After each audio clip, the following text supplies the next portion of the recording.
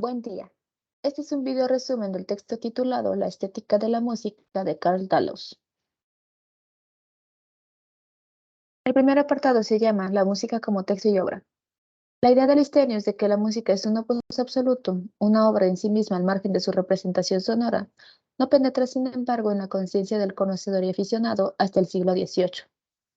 Lo audible se experimenta no como algo que se nos presenta delante, sino como suceso que nos envuelve y penetra en lugar de guardar distancia con respecto a nosotros.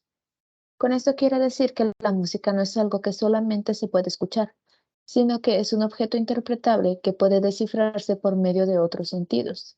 Es subjetiva, por lo que cualquiera que escuche una pieza musical podrá obtener a partir de esta una interpretación distinta de la de los demás. El siguiente apartado es Transformaciones de la estética del sentimiento.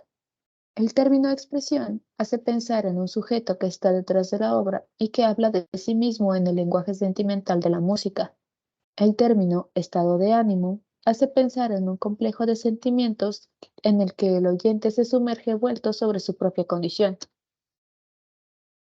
Los sonidos entendidos como estímulos en sentido fisiológico, psicológico, desatan reflejos, excitan sentimientos que el oyente no objetiviza, sino que percibe inmediatamente como los suyos propios, como intromisión en su estado anímico.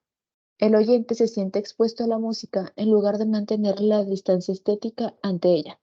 Es decir, en la pieza musical se ve plasmado el sentimiento del autor, pero la interpretación de dicho sentimiento varía dependiendo de quién la escuche, y esa misma interpretación dependerá del estado de ánimo en el que se encuentre el sujeto. El siguiente apartado es Emancipación de la música instrumental.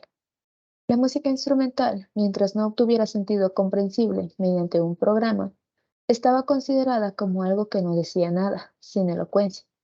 La ausencia de palabras exigía una justificación, a pesar de que la emancipación de la música instrumental del modelo de la música vocal databa de un siglo y medio atrás y que su significado ya había sido reconocido por el cantor Santo Tomás Seth Calvisius. La música instrumental, según Matheson, se diferencia de la música ligada a un texto no por su finalidad, sino solo por sus medios, que al ser más escasos aparece como la más difícil de las artes. Situarse en un determinado estado anímico o elevarlo más allá de lo terrenal, esa es la esencia de la música instrumental, lo opuesto a dibujar imágenes sonoras o delinear caracteres. El siguiente apartado es Juicio del arte y juicio del gusto. El juicio que afirma que una secuencia de sonidos es perfecta como tema de una fuga o de una sonata, no implica que tal secuencia pertenezca a las melodías que provocan el epíteto bello o su forma reducida, el A y el O del corazón. Y al revés, una melodía puede sentirse y juzgarse como bella sin que el oyente que la disfruta y expresa el agrado que le provoca tenga la menor idea de la función formal que cumple, de su idoneidad como tema. Un buen tema no tiene por qué ser una bella melodía y viceversa. El siguiente tema es música programática.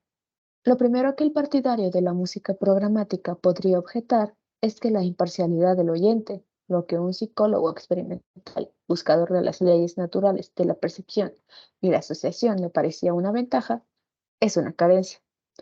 La música programática, dicho sea de modo radical, es la música de una época en la que la experiencia, a través de la lectura y la literatura sobre una cosa, es de una importancia apenas menor que la cosa misma. El siguiente apartado es Tradición y reforma en la ópera. Para la camareta fiorentina, en donde desde 1600 se intentó reconstruir el drama clásico, los conocimientos históricos eran suficientes. El espantajo arqueológico en el que se forzaba se volvió todo lo contrario.